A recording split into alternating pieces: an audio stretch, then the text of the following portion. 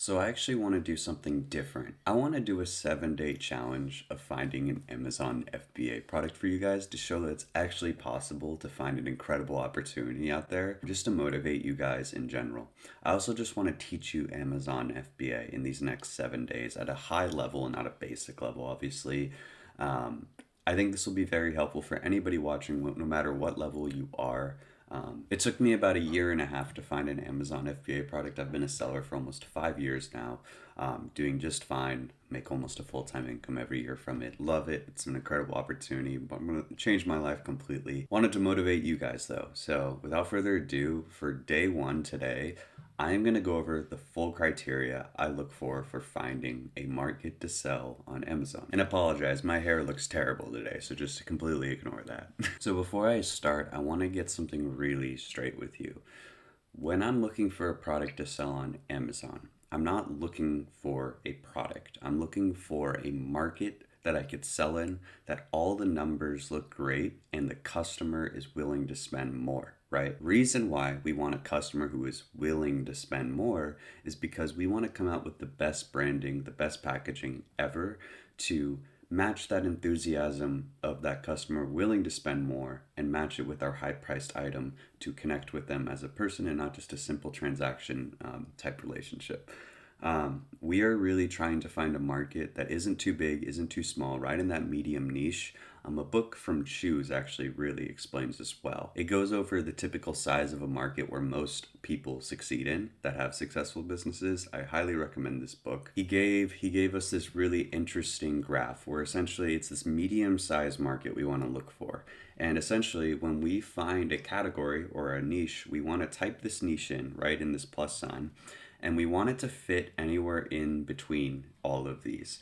So when we look at this, it says beekeeping, leadership skills, orchid care, improved memory.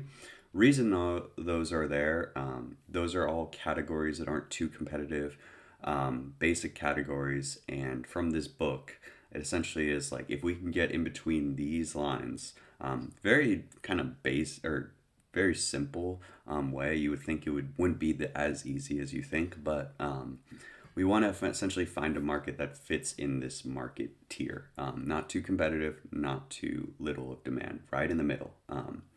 Because competitiveness is actually not a bad thing. It means that people love this market. It means that there's options, and I means I can separate myself, and there's actually demand. There wouldn't be competition if there wasn't demand. You know what I mean? So, and then the second thing I wanted to teach you guys of what I use when I product research is something called Product Opportunity Explorer. So a Product Opportunity Explorer is a way for me to look up a search conversion for a market. A search conversion essentially is what is the percentage of people that convert in a market when they type in this search term and end up buying. So like typically I want anything above a 7% conversion rate or search conversion rate. We know that somebody who clicks on our listing and we have an optimized listing of very highly great images, great title, everything about great branding will convert better. But we want to at least see that customers are clicking and buying and not just clicking around and not buying and looking around. So this is the way we do this is so let's say if our opportunity was candle wax. I remember I always was interested in this market, but one thing we could do with this is we click on candle wax, the keyword, and we're going to click on search terms, right? And we're going to look at search conversion, right? This is what we want. So we want anything above a 6 or 7%. I would say a 7% to be more comfortable, because we want to convert anywhere between a 10 to 12%, because we know if our listings, 25-30% better, we probably can convert around that area.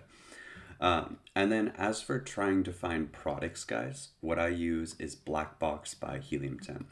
I actually have a coupon down below for 35% off. It's typically around 15 to 20% off, but they're running a special deal over these next 2 weeks where it's 35% off.